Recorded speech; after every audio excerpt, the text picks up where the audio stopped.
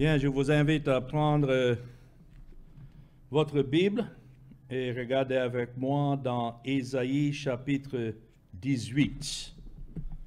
Et nous allons étudier ensemble tout ce chapitre. Il n'y a que 7 versets. Et j'ai intitulé ce message « Le soin de Dieu pour son peuple ».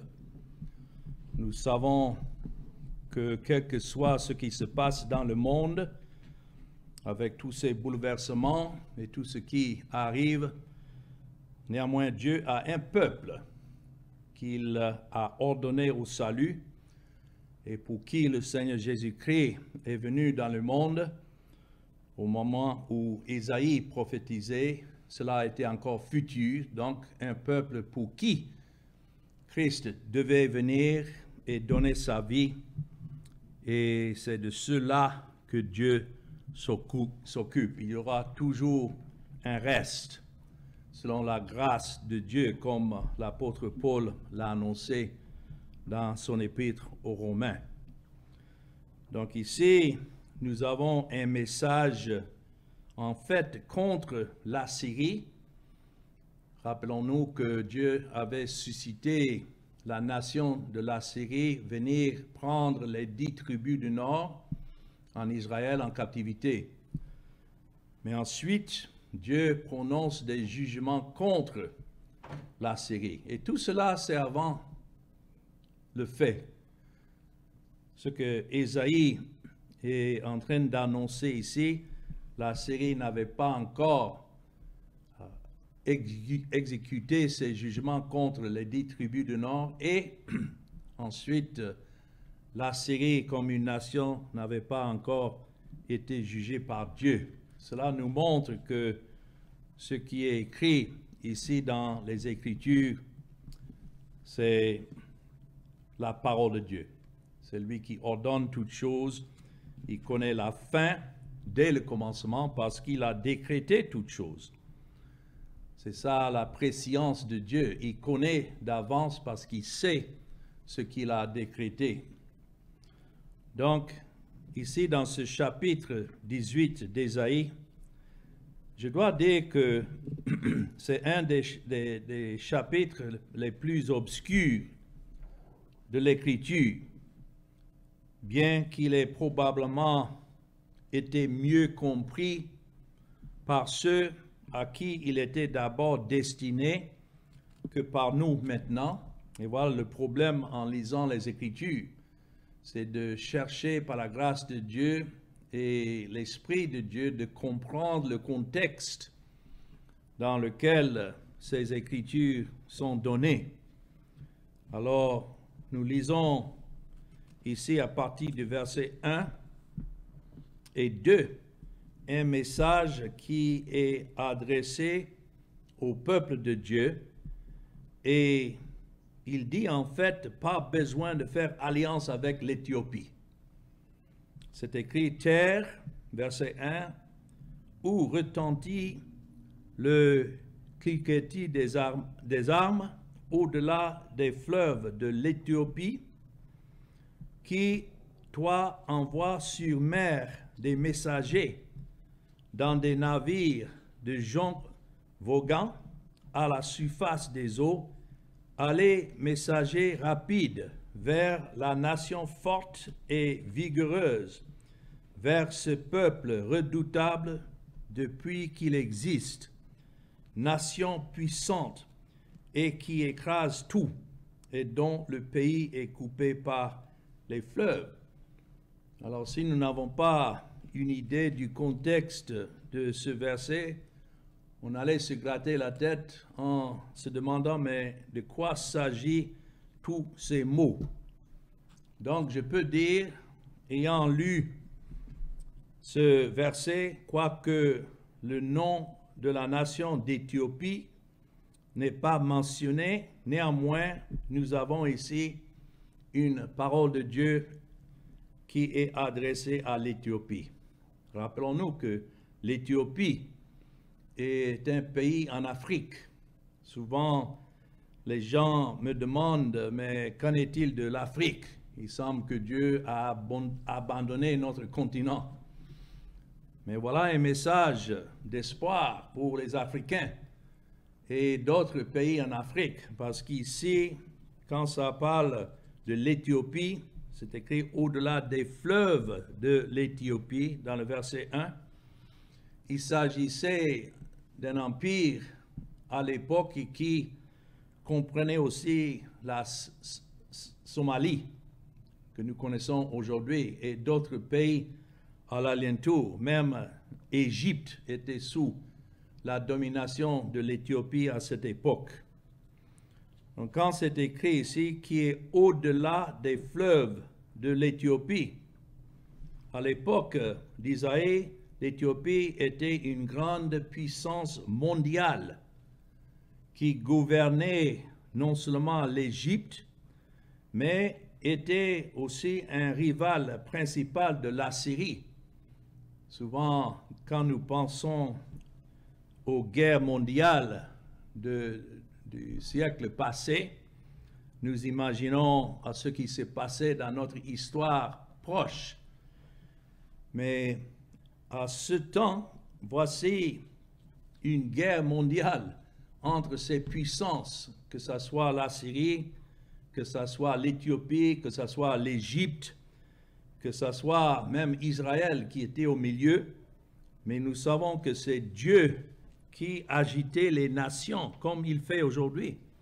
Toutes les nations, c'est écrit, ne sont comme néant devant Dieu. Et il n'y a rien qui bouge tant que Dieu lui-même ne l'ordonne. Donc voilà Juda, qui était encore au sud de la nation d'Israël, qui devait être préservé à ce temps-là pendant encore 150 ans, jusqu'à ce que Dieu a suscité Babylone. Mais au moment où Ésaïe écrit, c'était l'Assyrie qui était en effet la puissance mondiale, mais son rival était l'Éthiopie. Et Juda était au milieu de ce conflit. Alors, on pouvait supposer donc que c'était logique pour Juda d'aller s'aligner avec l'Éthiopie contre l'Assyrie, vu les menaces qui étaient là de l'Assyrie. C'est comme beaucoup aujourd'hui, au lieu de chercher le refuge en Dieu et en Dieu seul, les nations et les hommes cherchent leur refuge parmi les hommes et cherchant des hommes plus puissants. Mais le message ici, c'est qu'il n'y a aucune puissance qui puisse s'aligner, même si l'homme se tient main en main avec d'autres hommes, et nous savons que beaucoup d'organisations religieuses, elles cherchent à s'organiser pour avoir un peu plus d'influence dans leurs projets. Mais nous savons que, comme les Écritures disent ici, Dieu ne bâtit la maison, ceux qui bâtissent en vain. Donc, pour nous aider à situer cette époque, ce temps, nous sommes maintenant à peu près 715 ans avant l'arrivée du Seigneur Jésus-Christ. 715 ans. Et à l'époque, il y avait un Éthiopien, et nous pouvons voir dans l'histoire, tout cela s'est passé. Il y avait un certain Shabako. Et c'est lui qui a pris le contrôle de l'Égypte en tant que fondateur de la 25e dynastie. Dans ces nations, les dynasties passaient d'une personne à l'autre. Donc, il était fondateur de la 25e dynastie. C'est pour nous montrer que même dans leur politique interne, il y avait toujours des conflits. En plus, les conflits de ce qui se passait à l'extérieur. C'est toujours comme ça aujourd'hui dans les nations.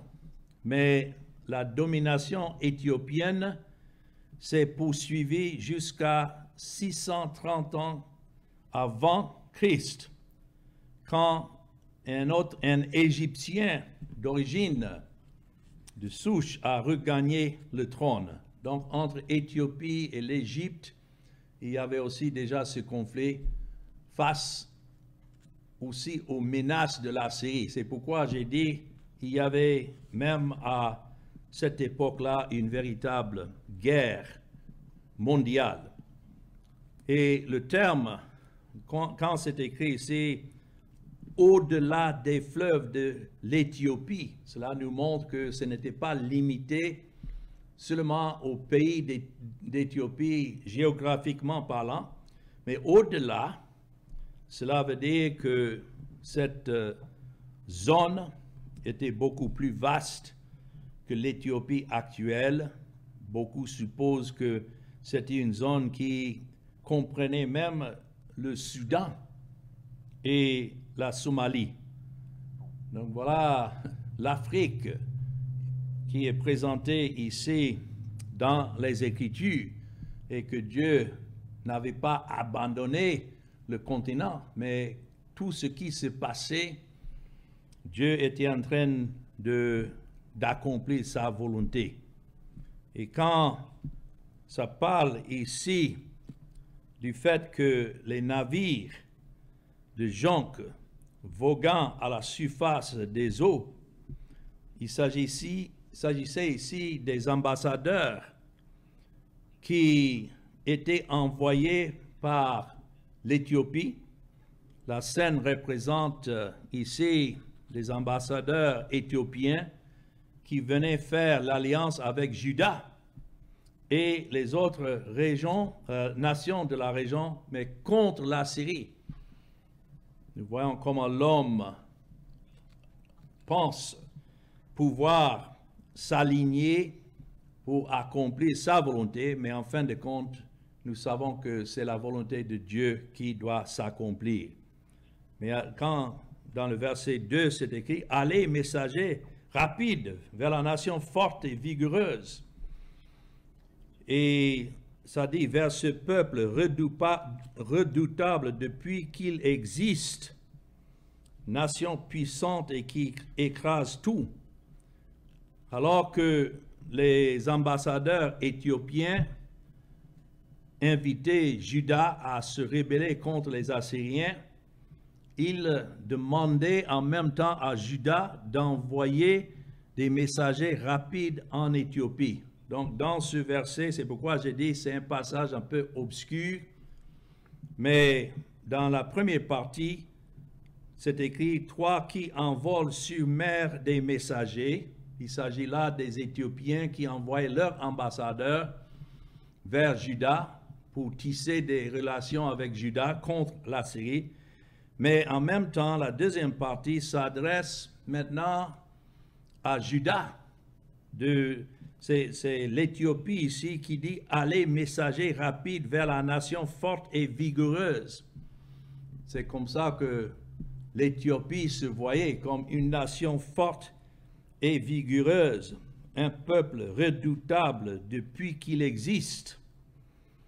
C'est intéressant dans l'hébreu, quand c'est écrit un peuple redoutable depuis qu'il existe, littéralement, c'est vers une nation grande et lisse de peau. Nous savons que les Éthiopiens avaient une peau différente que d'autres parties en Afrique et décrite ici comme une peau lisse.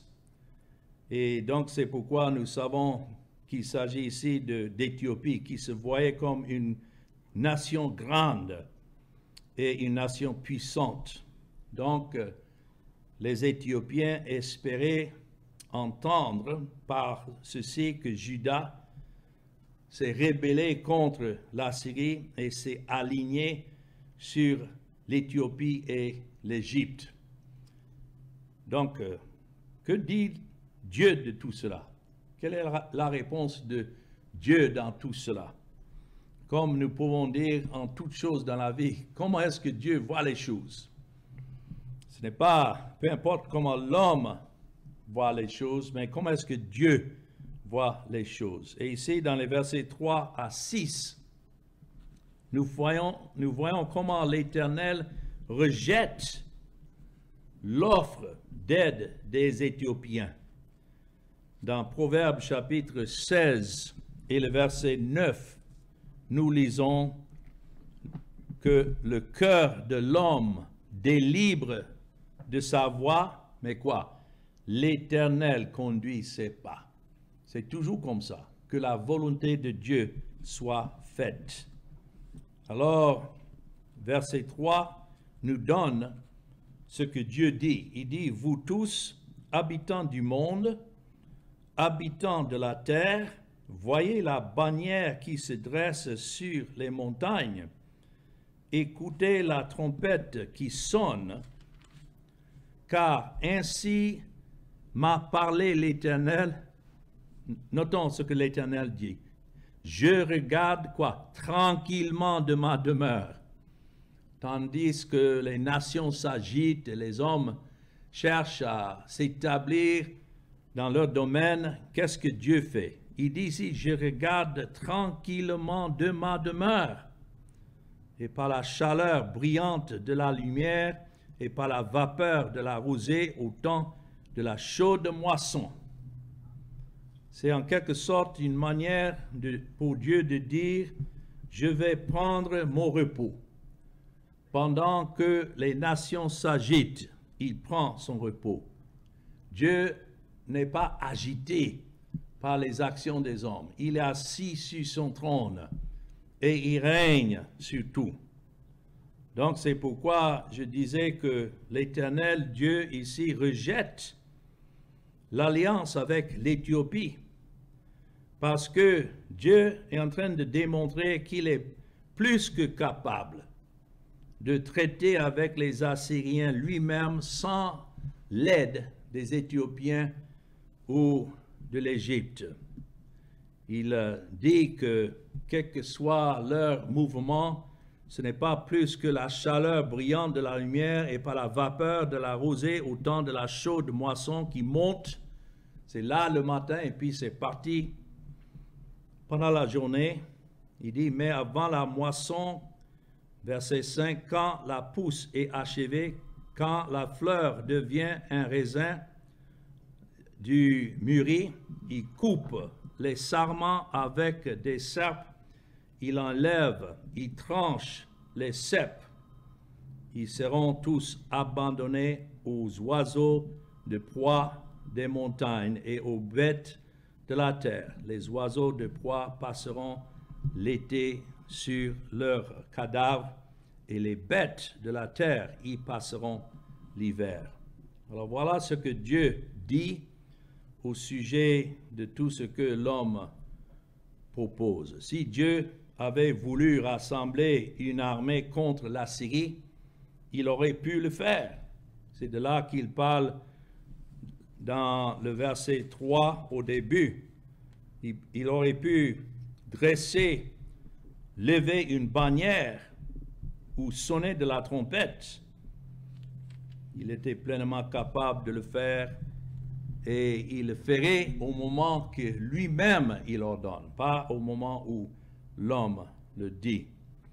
Donc, de manière significative, ici, nous ne voyons pas dans ce chapitre de réprimande ou de jugement contre l'Éthiopie.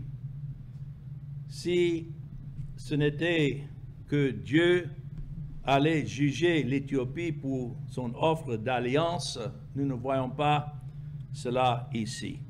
Seulement, Dieu est simplement, à travers Isaïe, en train de dire à l'Éthiopie de rester tranquille et ne pas chercher à s'intervenir. Je voudrais souligner qu'il y a beaucoup aujourd'hui qui pensent que Dieu a besoin de notre aide pour accomplir ce qu'il veut. Et c'est pourquoi, même dans les organisations religieuses, il y a beaucoup qui s'alignent pour essayer d'accomplir ce qu'ils croient être la volonté de Dieu. Donc, ils tiennent des réunions de prière et ils envoient leurs messagers partout pour essayer de convaincre des pécheurs de regarder à Christ. Et ils imaginent que Dieu ne peut pas faire cela sans eux. Mais je dois dire que Dieu sait déjà d'avance ses élus. Il sait déjà d'avance ceux qu'il a ordonnés au salut et ceux pour qui Christ est venu. Et il les attirera certainement en son temps sans que nous nous organisions pour essayer d'accomplir cela. Nous ne sommes pas comme les pharisiens qui envoyaient leurs prosélytes à travers la mer et la terre pour convertir un seul, mais à la fin, comme Christ dit, celui-là est devenu 2 fois plus l'enfant du diable qu'auparavant. Alors, c'est pourquoi Dieu leur dit ici qu'il s'occupera de la Syrie sans l'intervention de l'Éthiopie. Bien sûr, l'idée est peut-être qu'il s'agit d'une offre bien intentionnée de la part d'Éthiopie, mais inutile. Au lieu de cela, Juda devait faire confiance à l'Éternel. Donc, c'est en même temps un message adressé à l'Éthiopie, mais en même temps à Juda. Que Juda ne devait pas s'inquiéter des menaces des Assyriens, parce que Dieu a suscité les Assyriens d'abord pour les 10 tribus du nord. Il y avait déjà une division en Israël. Juda était au sud et les 10 tribus du nord étaient séparées avec le serviteur de Salomon après sa mort, et ils ont institué une nouvelle religion, ou bien on peut dire une ancienne religion, rétablie dans l'adoration des veaux d'or en Samarie.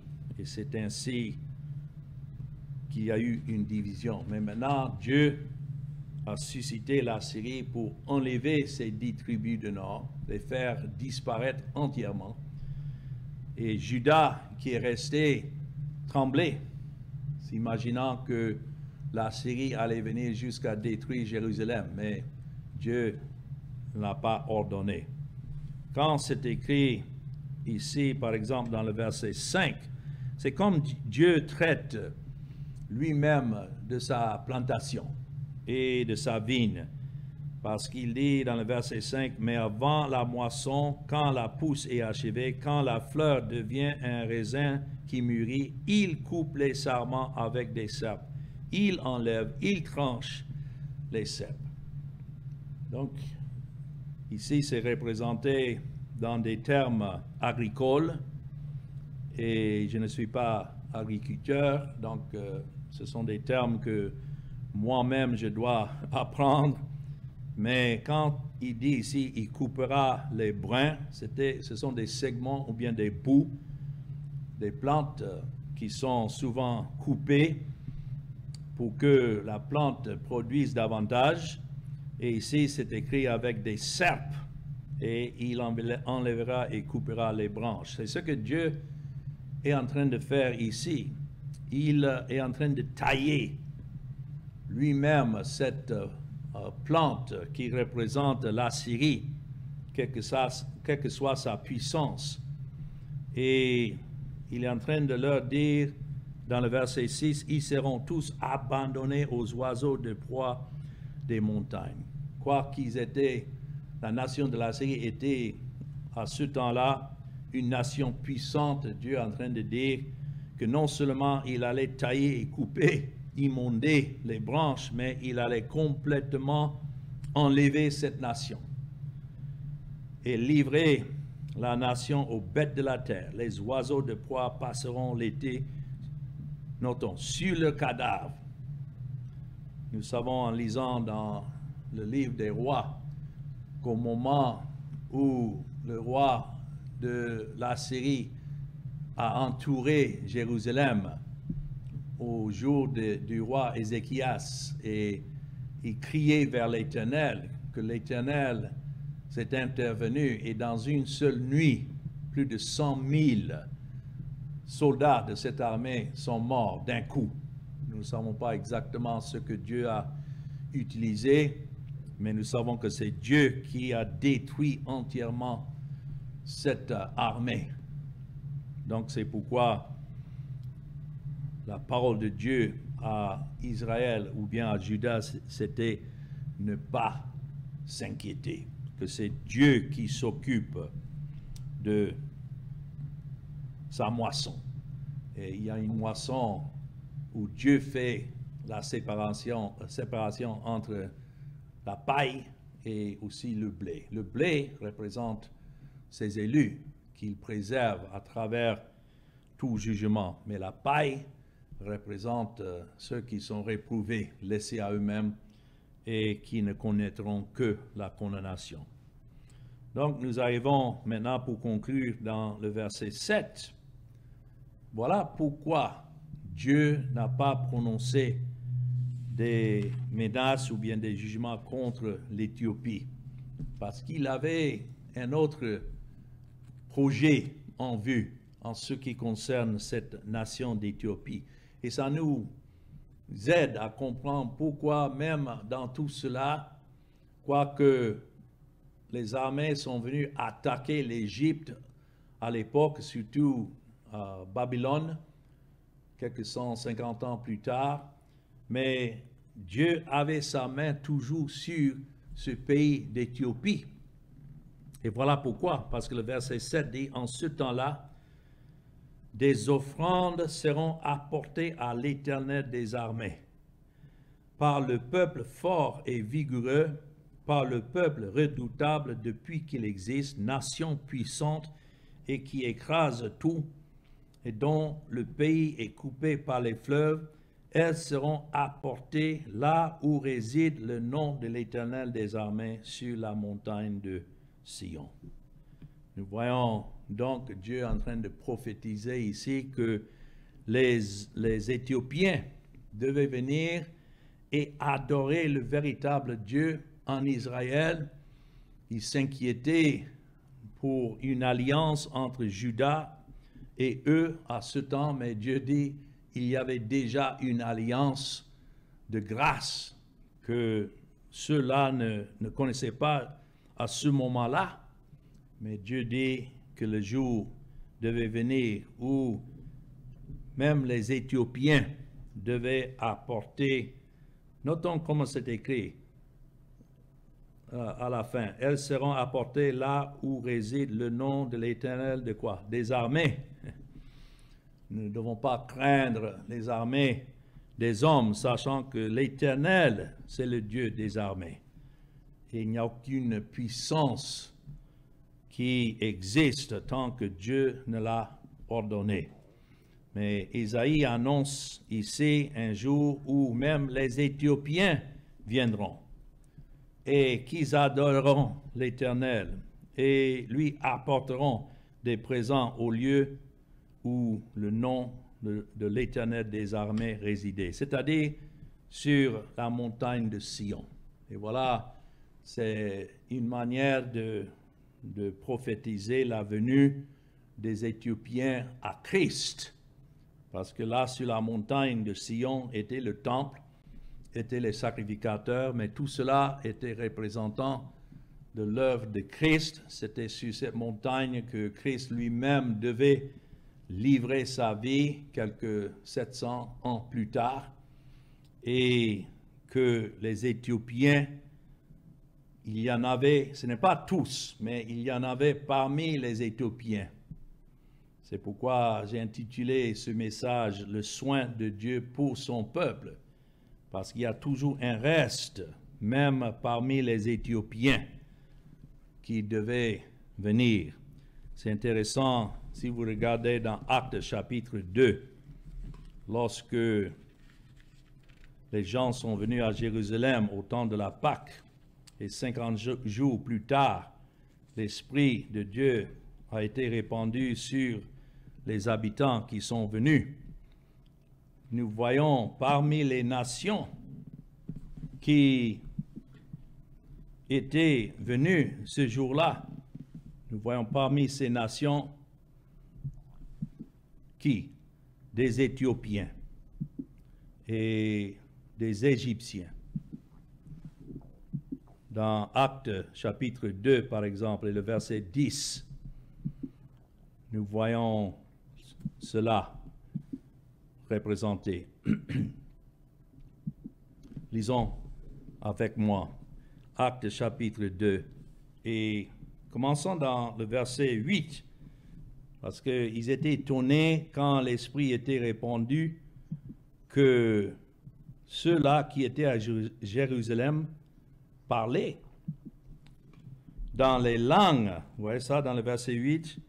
Comment les entendons-nous dans notre langue, propre langue à chacun, dans notre langue maternelle? Ça nous démontre que le parler en langue n'était pas simplement du bruit que les gens faisaient, mais c'était des véritables langues.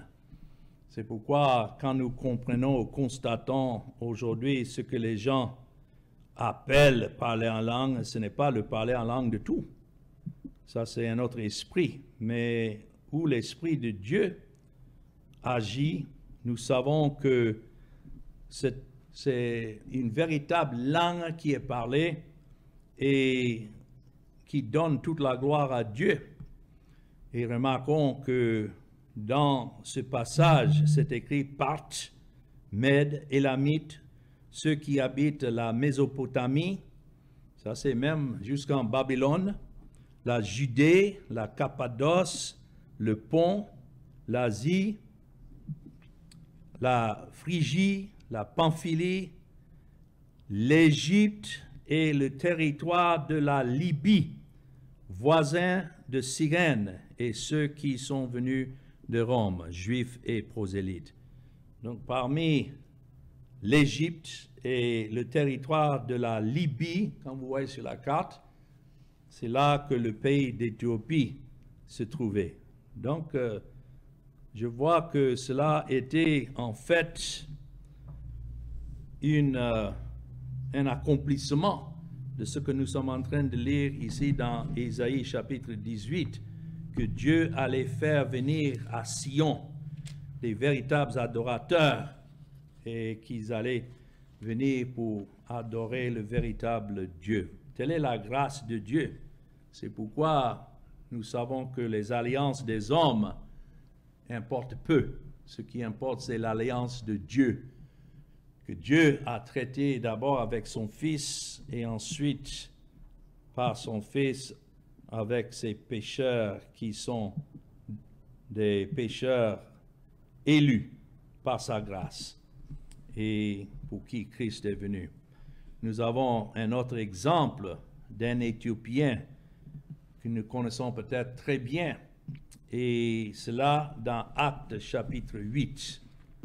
Si vous regardez Actes chapitre 8, qu'est-ce que nous voyons ici dans le verset 26 à 40? Il s'agit d'un Éthiopien qui était le ministre de la reine d'Éthiopie à l'époque et qui est parti à Jérusalem pour quoi faire? Pour adorer. Ça devait se passer à ce même temps que d'autres se présentaient pour les festins, les fêtes ordonnées par Dieu. Et dans le verset 26, un ange du Seigneur s'adressant à Philippe lui dit « Lève-toi et va du côté du Midi, car sur le chemin qui descend de Jérusalem à Gaza, celui qui est désert, il se leva et partit.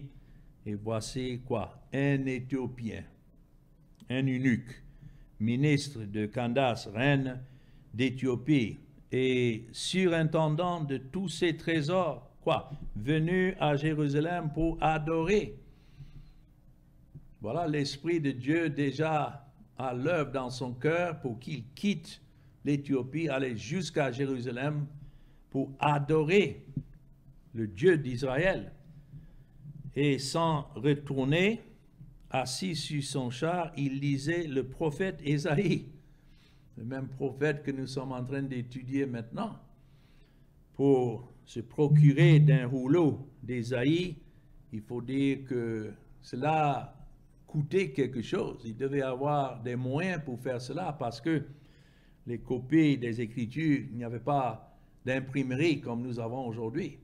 Donc, ces copies devaient être copiées soigneusement par la main des scribes.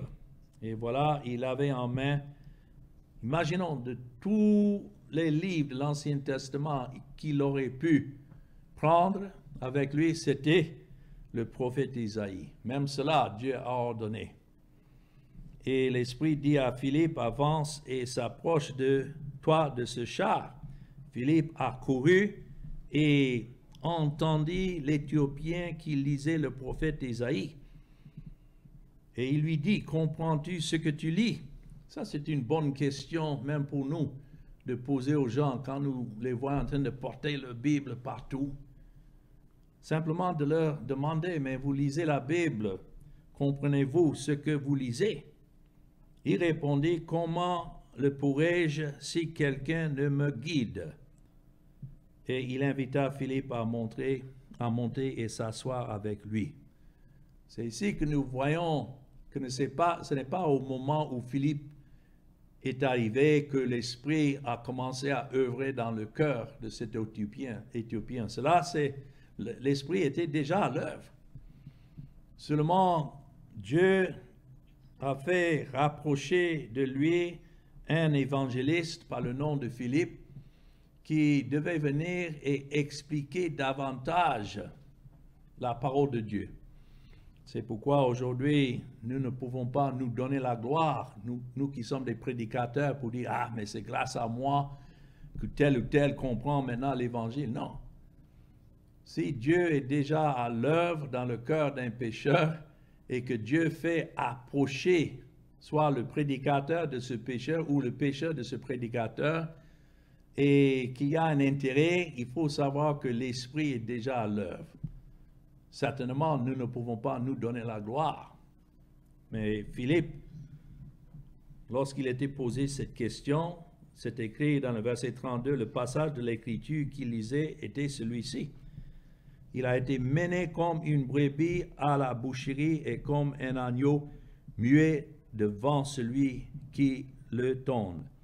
Il n'a point ouvert la bouche. Dans son humiliation, son jugement a été élevé et sa postérité, qui la dépeindra, car sa vie a été tranchée de la terre. La raison pour laquelle c'est écrit simplement le passage de l'Écriture qu'il lisait, c'est parce qu'à ce temps-là, il n'y avait pas de division de chapitres ou de versets comme nous avons aujourd'hui. Cela a été inséré dans la Bible pour aider dans la lecture dans les années 1500. Mais c'est écrit simplement le passage de l'Écriture. Mais en lisant ce qui est écrit ici, nous savons qu'il s'agit ici d'Ésaïe 53. Alors l'eunuque dit à Philippe, je te prie, de qui? Ça c'est une bonne question. Cela me montre aussi que l'Esprit était déjà à l'œuvre parce qu'il n'a pas dit de quoi le prophète parle-t-il, mais de qui le prophète parle-t-il ainsi? Nous savons que l'Évangile concerne Christ, qui il est et pourquoi il est venu et qu'est-ce qu'il a accompli. Alors, il dit, est-ce de lui-même ou de quelque autre? Alors, Philippe ouvrant la bouche, et notons, commençant par ce passage, donc il a commencé là, mais lui annonça la bonne nouvelle de qui? Jésus. Cela nous montre le modèle. Nous pouvons aller dans n'importe quel passage dans l'Ancien Testament et nous devons, à travers quelques passages que ce soit, annoncer la bonne nouvelle de Jésus.